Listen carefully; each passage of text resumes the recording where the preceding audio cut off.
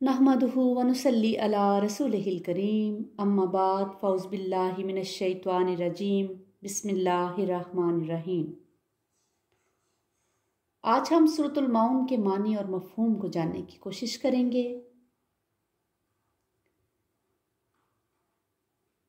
जैसे कि इस सूरत की पहली आयत, तुमने देखा उस शख्स को जो आखिरत की जज़ा व सज़ा को जुटलाता है,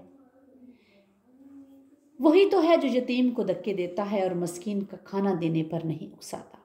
फिर तबाही है उन नमाज पढ़ने वालों के लिए जो अपनी नमाज से गफलत बरतते हैं, जो रियाकारी करते हैं और मामूली ज़रूरत की चीज़ें लोगों को देने से गुरेज करते हैं।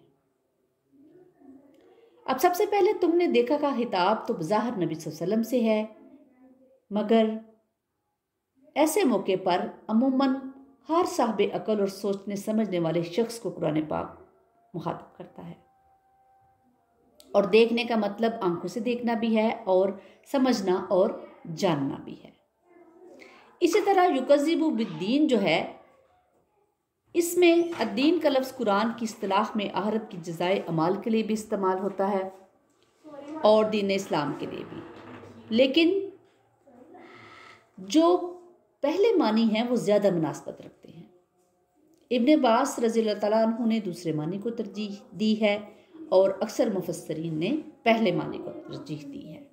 अगर पहले मानी लिए जाएं तो पूरी सूरत के मजमून का मतलब ये होगा कि आखिरत के इनकार का अकीदा इंसान में क्या सीरत व किरदार पैदा करता है, और अगर दूसरे माने लिए जाएं तो फिर दीन इस्लाम की अखलाकी अहमियत जो है वो वाज़ा करती है। अब अंदाज़े कलाम से महसूस होता है कि यहाँ इस सवाल से बात का आगाज़ करने का मकसद पूछना नहीं है कि तुमने ऐसे शख्स को देखा है, बल्कि इस बात पर गौर करने की दावत देना है कि आखिरत की जज़ा और सज़ा का इनकार आदमी में किस किस्म का किरदार पैदा करता है।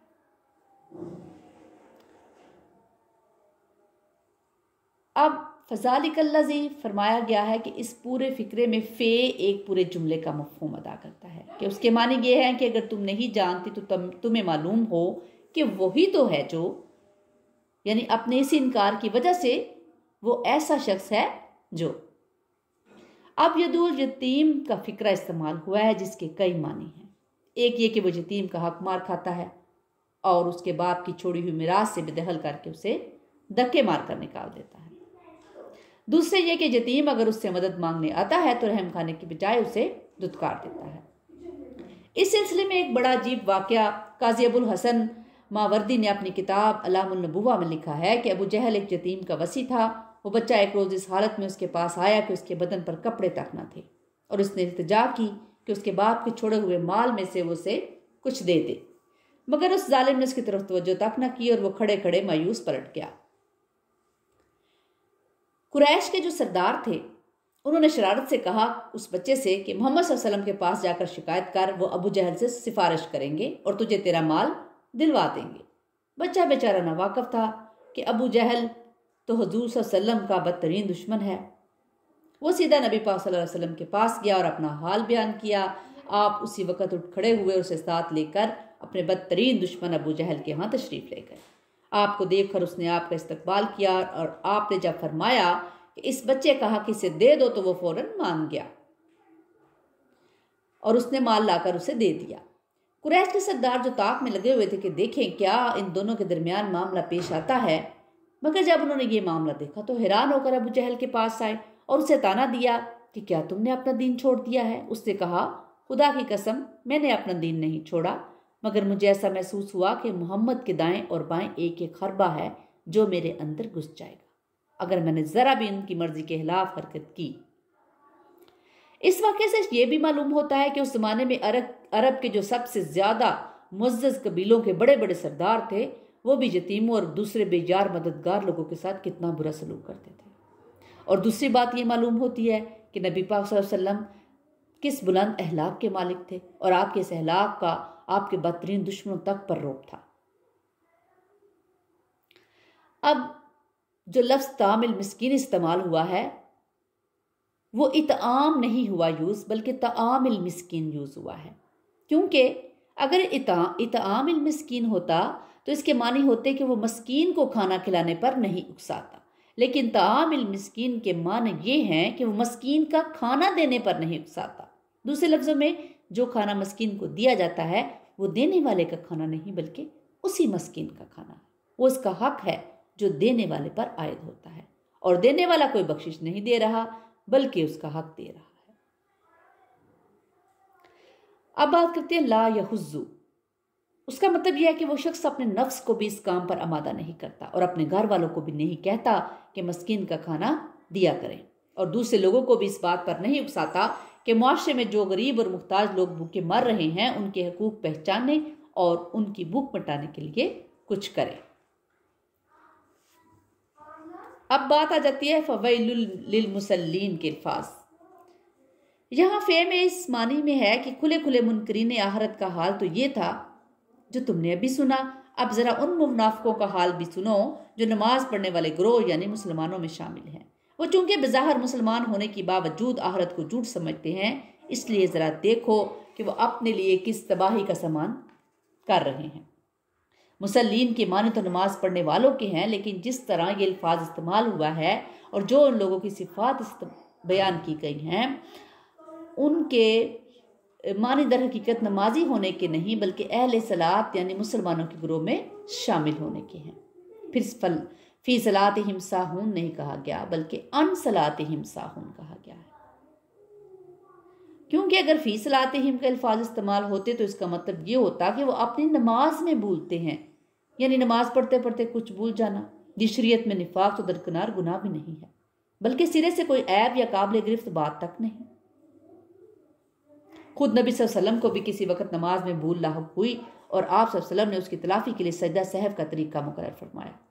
इसके बरक्स अन सलातिहिम साहून के माने ये हैं कि वो अपनी नमाज से गाफिल हैं, पढ़ी तो पढ़ी, ना पढ़ी तो ना पढ़ी, या इस तरह नमाज के वक्त को टालते रहते हैं। जब वो बिल्कुल करीब हो जाता है खत्म होने के तो उठकर 4 ठूंगे मार लेते हैं, या नमाज के लिए उठते हैं तो बेदिली के साथ उठते हैं और बादिल नहास्ता पढ़ लेते हैं जैसे कोई मुसीबत नाजल हो गई है, या कपड़ों से खेलते जमाइया लेते खुदा की याद का कोई शायबा तक नहीं होता और पूरी नमाज में उनको ये एहसास नहीं होता कि वो नमाज पढ़े हैं, और ना ये ख्याल होता है कि उन्होंने क्या पढ़ा है, यानी उनका दिल कहीं और पड़ा रहता है।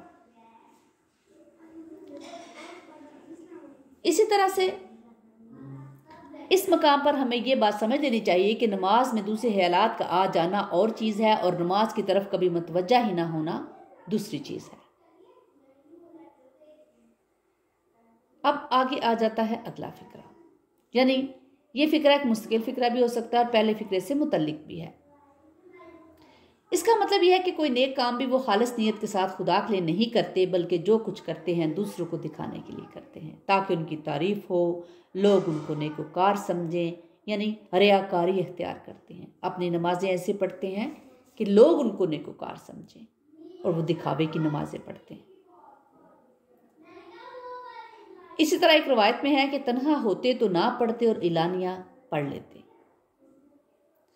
कुरान पाक में मुनाफिकीन की ये हालत बयान की गई है, और जब वो नमाज के लिए उठते हैं तो कसमसाते हुए उठते हैं, लोगों को दिखाते हैं और अल्लाह को कम ही याद करते हैं। सूरत निसा आयत नंबर 142। अब जो लफ्ज़ माऊन इस्तेमाल हुआ है इसमें हज़रत अली इब्ने उमर और सईद बिन जुबैर रज़ियल्लाहु ताला अन्हुमा का कौल है कि इससे मुराद ज़कात है, और इब्ने अब्बास रज़ियल्लाहु ताला अन्हु और इब्ने मसूद रज़ियल्लाहु ताला अन्हु का कौल है कि इससे मुराद आम ज़रूरियात की अशिया मसलन हंडिया, डोल, कुल्हाड़ी, तराजू, नमक, पानी, आग वगैरह है जो अमूमन लोग एक दूसरे से आरितन मांगते रहते हैं। इसी तरह से ज़कात या उससे भी अदना तरीन मर्तबा यह है कि किसी को ज़रूरत की कोई चीज़ दे दी जाए। असल बात यह है कि माउन छोटी और कलील चीज़ को कहते हैं जिसमें लोगों के लिए कोई फ़ायदा हो। इसके मानी लिहाज से ज़कात भी माउन है, क्योंकि बहुत से माल में से थोड़ा सा माल है जो गरीबों की मदद के लिए देना होता है, और दूसरी आम ज़रूरियात की अशिया भी माउन है। अक्सर मुफस्सरीन का ख्याल यह है कि माउन का इतलाक उन तमाम छोटी छोटी चीज़ों पर होता है जो आदतन हमसाए एक दूसरे से मांगते रहते हैं। उनका मांगना कोई ज़िल्लत की बात नहीं होता, क्योंकि गरीब और अमीर सब ही को किसी न किसी वक्त उनकी ज़रूरत पेश आती रहती है, अलबत्ता ऐसी चीज़ों को देने से बुखल बरतना अहलाकन एक जलील हरकत समझा जाता है। अमूमन ऐसी चीज़ें बजाय खुद बाकी रहती है और हमसाया इनसे काम लेकर उन्हें यूं का तूं वापस भी दे देता है। इसी माउन की तारीफ में यह भी आता है कि किसी के यहाँ अगर मेहमान आ जाएं और वो हमसाए से चारपाई या बिस्तर वगैरह या कोई और ज़रूरत की चीज़ मांग ले या उसके चूल्हे पर या उसके तंदूर पर अपनी रोटी पकाने की इजाज़त मांग ले, तो ये भी माउन के ज़ुमरे में आता है। बस इस आयत का मकसद ये बताना है कि आखिरत का इनकार आदमी को इतना तंग दिल बना देता है, इतना बखील बना देता है कि वो दूसरों के लिए कोई मामूली से मामूली इसार और कुर्बानी करने के लिए भी तैयार नहीं होता। अल्लाह ताला हमें कुरान पाक को समझने, पढ़ने, उस पर अमल करने और इसार करने की दूसरों के लिए जिस हद तक भी हम कर सकें तौफीक अता फरमाए। रब्बना तक़ब्बल मिन्ना इन्नका अंतस समीउल अलीम व तुब अलैना इन्नका अंतत तव्वाबुर रहीम। सुब्हान रब्बिल इज़्ज़ति अम्मा यसिफून व सलामुन अलल मुरसलीन वल्हम्दुलिल्लाहि रब्बिल आलमीन।